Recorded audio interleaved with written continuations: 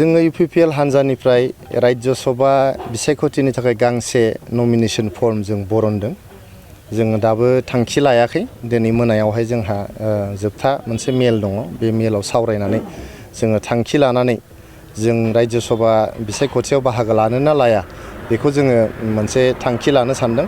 जोंनि हान्जानि गेजेराव सावरायलायबाय थानाय जादों। जोंहा 2 MP दं UPPL हान्जाहा। सासे MP मोनबावोबा जोंहा 125th एमेन्डमेन्ट ना जे पार्लियामेन्टआव पेन्डिं जानानै दं। बेखौ जोङो गोख्रोङै नारसिननानै 125th एमेन्डमेन्टखौ जोङो बारहोनो हागोन पार्लियामेन्टआव। बारहोखांनायनि उनाव 125th एमेन्डमेन्टआ पास जायोबा जोंनि बिटिआरआव 40 निफ्राय 60टा समस्ति जोंहा बांगोन। 60टा समस्ति बाङोबा जोंनि बिटिआर ओनसोलनि थाखाय मोनसे जोबोद मोजां खौरां जागोन। गोख्रों मोनसे राजखान्थियारि थासारि जोंनाव सोमजिगोन। लोगोसे जोंनि भारत संबिजितनि 280 नं जे फारिलाइ दङ। 280 नं फारिलाइनि गेजेरजों केन्द्रीय सरकार आरो राज्य सरकारनि गेजेराव रां बावजाखौहाय राननाय जायो बा रांनि जे राननाय बेखौहाय बेजों थि खालामनाय जायो। खिन्थु जिहेतु काउन्सिलफोरखौहाय आर्टिकल 280 नि गेजेराव लाबोनाय जायाखै।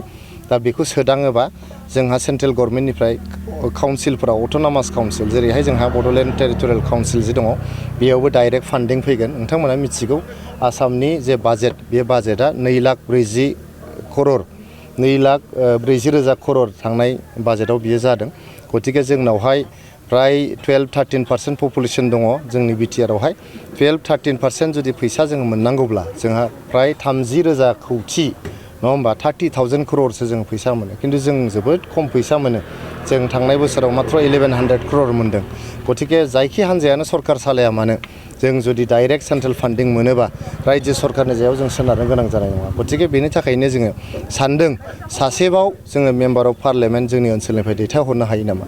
आरो हायोब्ला जोंनि ओनसोलनि थाखाय जोबोद जारिमिनारि जागोन। जोंनि बर' माहारिनि थाखाय जों जिहेतु मालाबाबो 3 जोङो बर' MP मोनफेराखै। गतिके जोङो जुदि दैथायहरनो हायोबा 3 MP जायोबा जोंनि बर' माहारिनि जारिमिनाव बियो सनानि हांखोजों लिरनानै थागोन होननानै आं सानो।